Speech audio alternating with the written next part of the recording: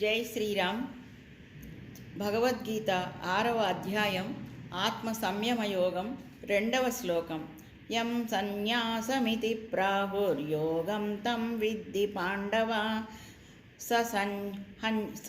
హ్యసంన్యస్త సహ్యసంసస్త సంకల్పో యోగి భవతి కశ్చన.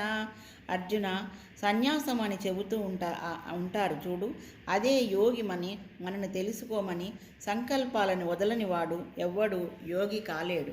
ఇది కొంచెం మధ్యలో కొంచెం కామాలు వచ్చాయి, కరెంటు పోయి పుస్తకంలో నాకు సరిగా కనపడలేదు, క్షమించండి. ఇక ఈ రోజున విషయం రామనామ విశిష్టత. రామనామాన్ని మనం అందరము చదువుతాము, అయితే దాన్ని మనం ఏదో వ్యాపకంలాగా కాకుండా భక్తి శ్రద్ధలతో ఒకసారి పఠించిన ఎంత పుణ్యం ఉంటుందో ఇవాళ ఒక దగ్గర చదివాను. అది మీ ముందల ఉంచుదామని చెప్పి నా తాపత్రయం. వీధిలో రామనామ జపం చేసుకుంటూ కొంతమంది వెళుతుంటే ఒకతను అపహాస్యం చేశాడట. అక్కడ ఒక జ్ఞాని ఉండి, నువ్వు అలా అపహాస్యం చేయకు, నీ జీవితంలో నువ్వు రామనామాన్ని పలుకు అని చెప్పి, రామనామం నీకు ఎంత ఉపయోగపడుతుందో చూడు, రామనామాన్ని మనం జపం చేసుకో అని చెప్పి, కానీ ఆ రామనామాన్ని నేను ఇంత రామనామాన్ని చేశాను, నాకు ఇది ఇవ్వండి అని ఎవరిని నువ్వు ప్రతిఫలం అడగకుండా రామనామాన్ని చేయమంటాడట.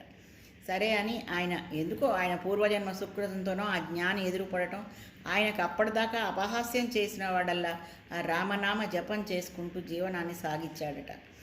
చనిపోయిన తర్వాత యమభటులు యమధర్మరాజు దగ్గరికి తీసుకెళ్ళి, నీవు రామనామాన్ని పలికావు, నీకు ఎంతో పుణ్యం వచ్చింది, నీకు ఎంతో అంత ఇవ్వాలి అని నేను అనుకుంటున్నా, ఏం కావాలి కోరుకో అన్నట్ట. అప్పుడు ఈ మాట గుర్తొచ్చింది, జ్ఞాని చెప్పిన మాట, నాకేం తెలీదు, మీరేమి ఇవ్వదలుచుకుంటే అదే ఇవ్వండి, నేను అడగను అని చెప్పాట.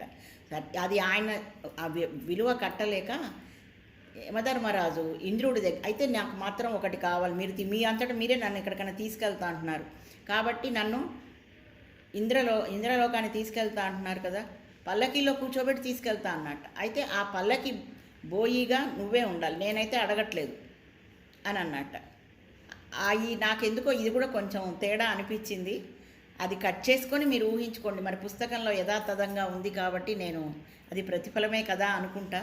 ఆయన అన్నాడు, సరే నాకు ఉద్దేశం ఏంటంటే నిన్ను నేను ఇంద్రుడి దగ్గరికి తీసుకెళ్తాను, ఆయనే నిర్ణయిస్తాడు అని తీసుకెళ్తాడు, అయితే నిన్ను పల్లకిలో కూర్చోబెట్టి తీసుకెళ్తాను అని యమధర్మరాజు అన్నాడేమో అని అనుకుంటా నేను.